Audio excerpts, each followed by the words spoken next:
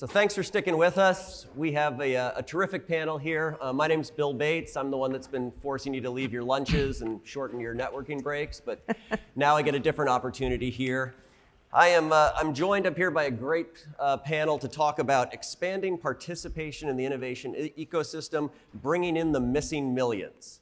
So what we're doing here, in other words, is we're going to try and solve the problem that's been an undercurrent of almost every discussion we've had here today, that we need the right talent in order to successfully take advantage of the clean tech opportunity, national security challenges, the semiconductor investments being made to solve cybersecurity.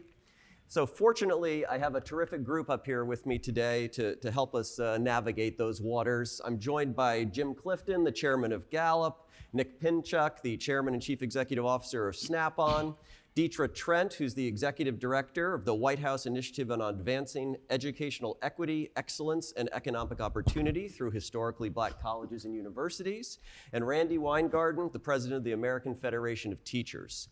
My goal here is to tee up this panel with just a few hopefully interesting questions and then mostly get out of the way. Where I wanted to just start, though, was just to share a couple thoughts about why we're talking about this topic. If you have ever read a council report over the last 2 decades, you know that the game is changing as far as the skills that Americans need to prosper.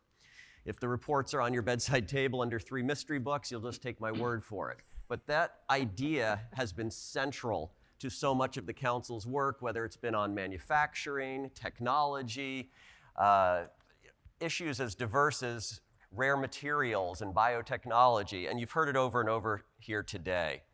What I want to ask our panel here about is, what are the new models and how do we reach those Americans that are being left behind? To paraphrase something that the Secretary Raimondo said yesterday in an interview on CNBC, if we don't get the people challenge right, the hundreds of billions we're investing are going to be wasted. So we've got a big challenge, a big problem to solve here. And what I want to kick things off with is a question to you, Jim, because am I describing the challenge correctly from what you're seeing? Are we leaving people out of the innovation ecosystem as you do your polling and your surveys? Are you seeing this?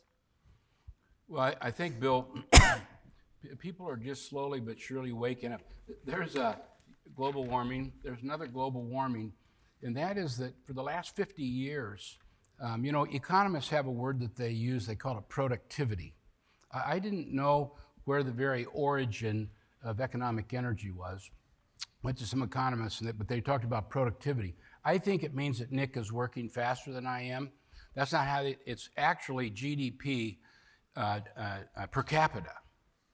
And you guys, so America had this spectacular 100 years between 1850 and 1950, and we sort of discovered everything, and left-leaning and right-leaning economists will say it was the most productive time in human history. I mean, since we appeared on the Savannah Plains, or whatever you believe, 200,000 years ago.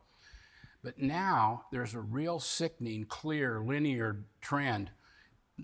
We've been grinding down, being less productive per person, which means that we buy and sell less than we have in each 50 years. You know, the kids, I was going to try to get this to young people, but the kids are different. They get married 14 years later than my generation did, or they don't get married at all. They have half as many kids. They don't have a dream to buy a house. They'd rather travel. And those are like, oh my gosh, oh my gosh, oh my gosh. Here's the big one. They don't build companies. They don't start companies. And that one screws the entire country. I'll just give you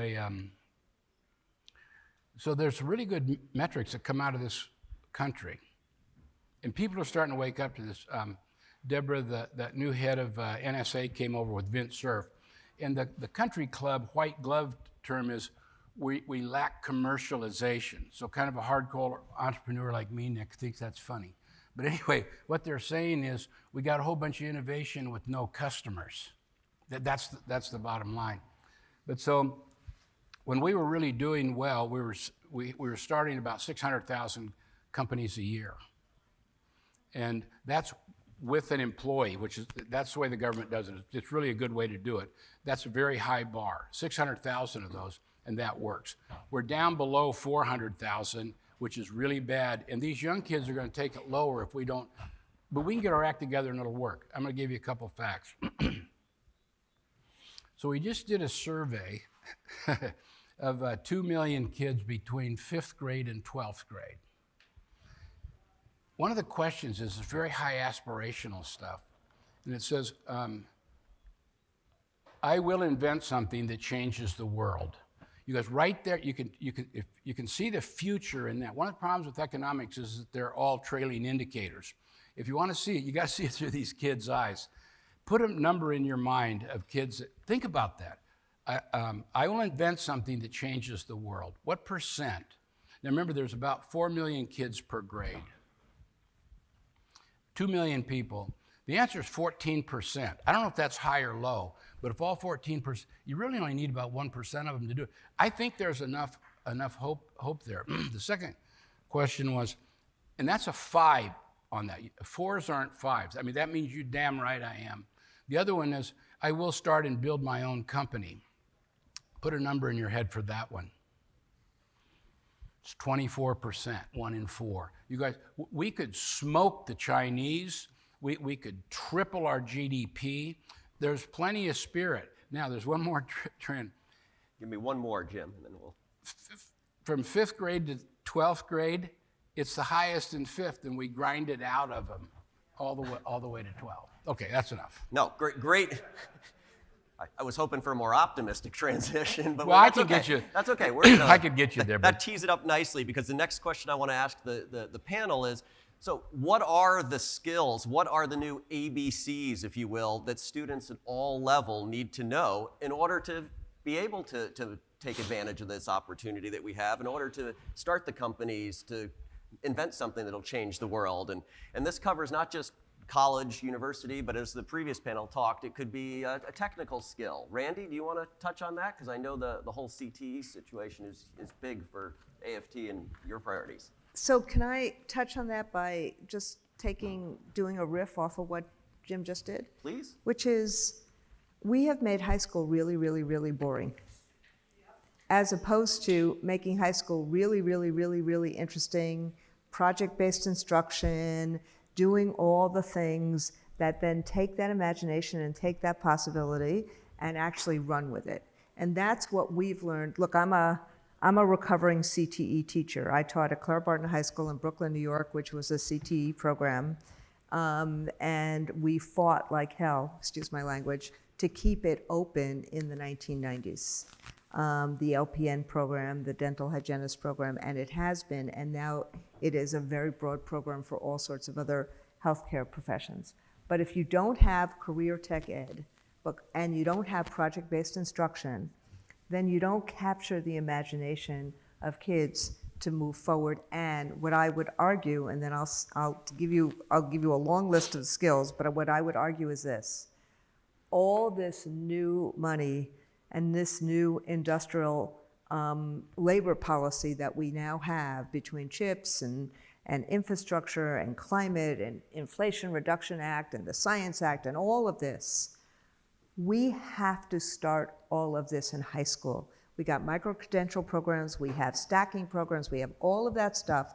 We need to actually shift to start this in high school. And then it will kind of stoke the imagination. Last thing I'll say is, for all those folks who say, well, why isn't she talking about college?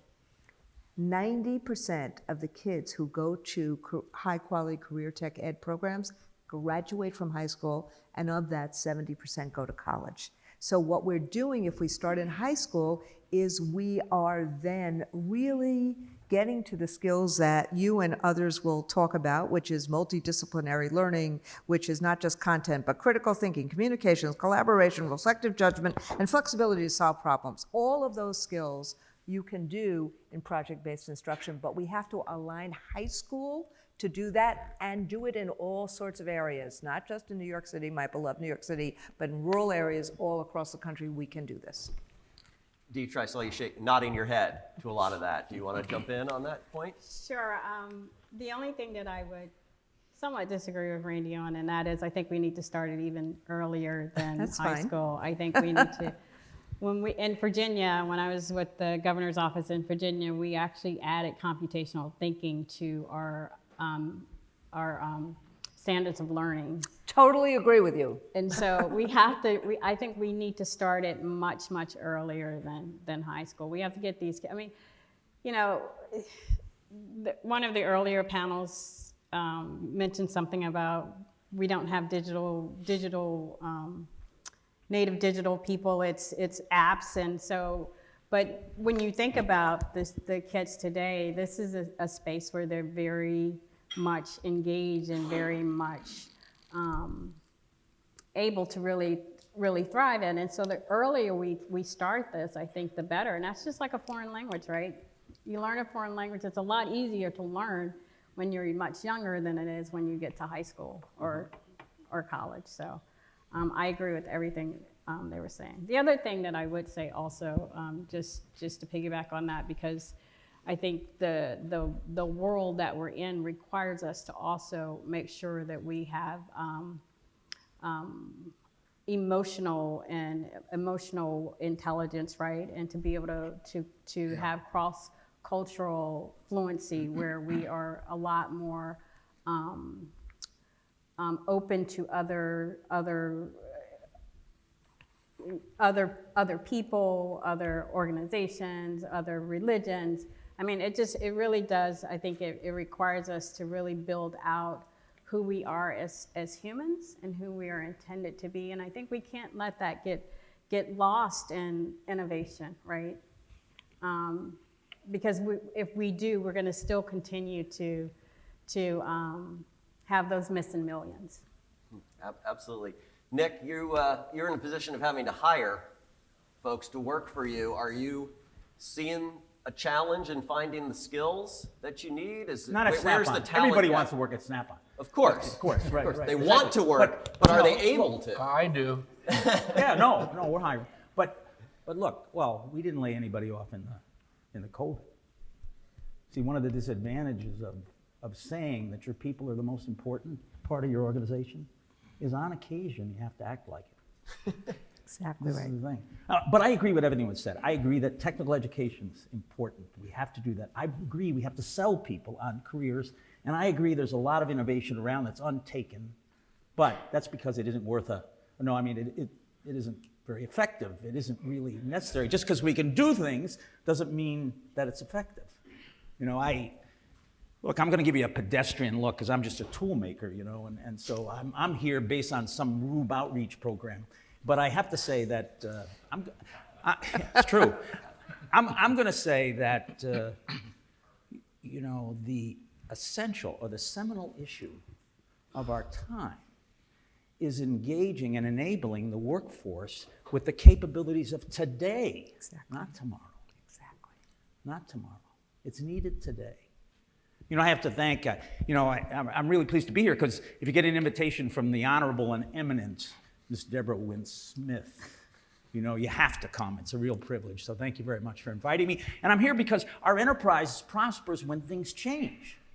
And so innovation is great for us. We sell more tools, new tools, but it ain't changing that fast. Things aren't changing that fast. They're changing gradually. And this makes sense because in my lifetime, like Jim's, is a little longer than most in this room. I guess I speak for myself, not necessarily for you. And there have been many singularities, technical singularities, predicted, but few have come to fruition. And they have proceeded to the current day in uncertain velocities. That's true. But there is an issue. And the issue revolves around the makers and the fixers. The people of work who have built this country, who created the industrial substrate, who allowed us to win World War II, who stood their post, standing firm, keeping our society while disintegrating, while we engaged and defeated the COVID. These are the people that make the difference for us. You know, and if you look at the COVID, if you look at the pandemic, the children of the pandemic, inflation and supply chain, have made this problem, the difficulty of dealing with them, or the need for them, more acute. I was just at a dinner with industrialists in Chicago, and they all said, they agreed, that we're sitting on the threshold of a renaissance for reshoring and increased emphasis on technical careers. This is going to become more important. But the problem is 855,000 jobs are already open in manufacturing, 200,000 in automotive repair, something as pedestrian as that. So what's the solution to this? One is, we need to trust the teachers that they're going to do what they always did and create people of base capability. We need to nurture community colleges to give our career and technical education. We need to resist the idea of saying, okay, the workforce needs to leapfrog to the skills of tomorrow to beat other countries. That's not necessary. We need to engage and give them the skills of today. 855,000 jobs are waiting for the skills of today. This is in my world, the path to tomorrow leads right through today. Execution is much more important than planning. And then the other thing we need to do is we need to convince them that these jobs are important. Because America looks at technical careers as the consolation prize of our society. They view it that way. Yet these are jobs that pay a lot of money. They have dignity, and they allow you to keep your family warm and safe and dry. So a lot of people, in a lot of constructs, people ask, boy, the American workforce is the question in the future. Can they compete? I say the American workforce is the answer. And the way to engage them is to trust the teachers, and I guess enable and nurture career and technical education. To get them to adopt the skills of today, not be distracted. Our workforce doesn't need a leapfrog. They can be enabled by what we do today. We need to keep and resist the idea of ignoring.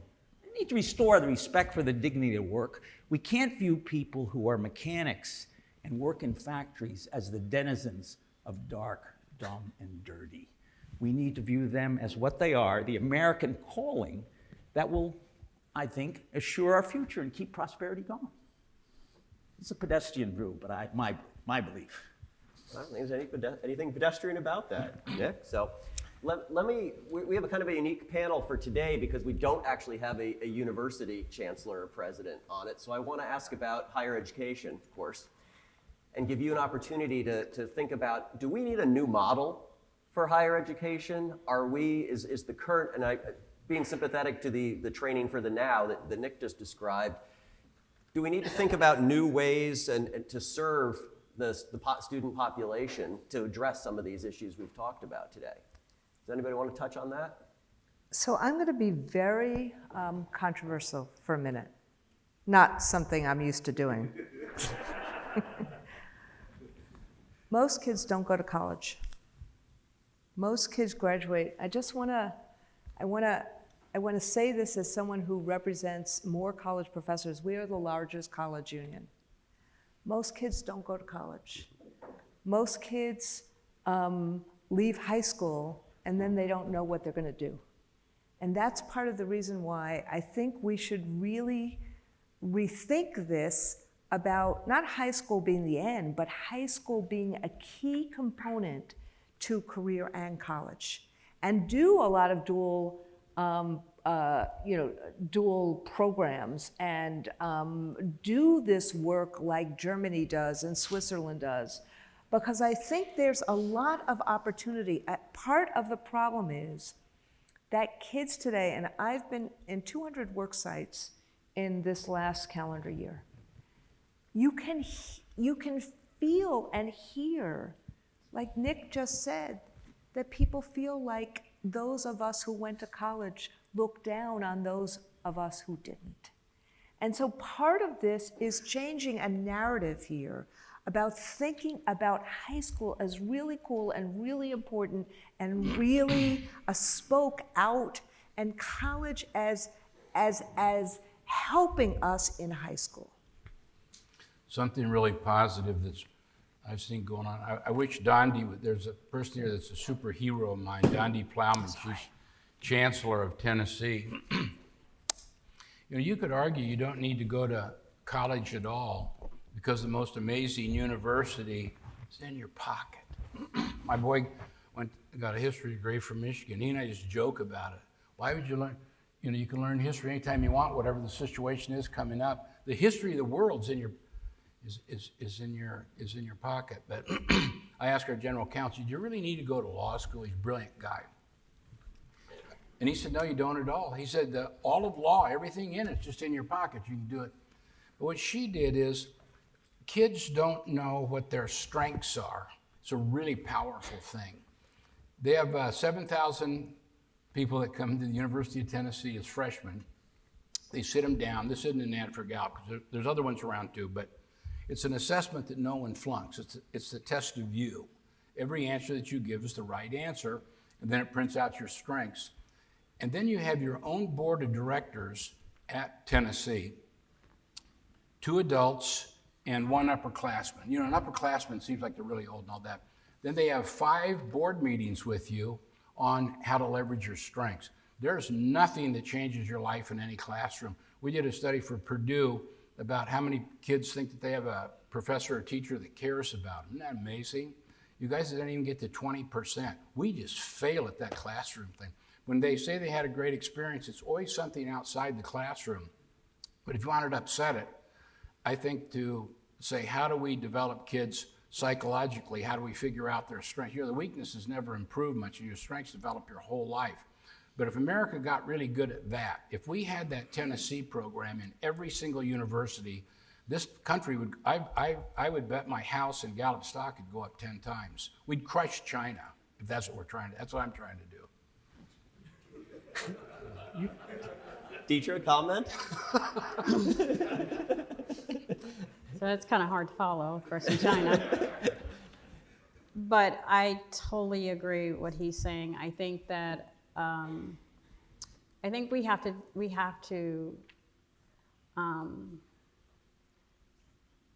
we have to stop thinking about ourselves in a deficit mode, right? And start looking at everyone, all of our students, you know, whether you're in college or not, as someone who contributes to the economy, someone who contributes to innovation, someone who has creative ideas that perhaps just have not been discovered or have not been nurtured in the way that others have.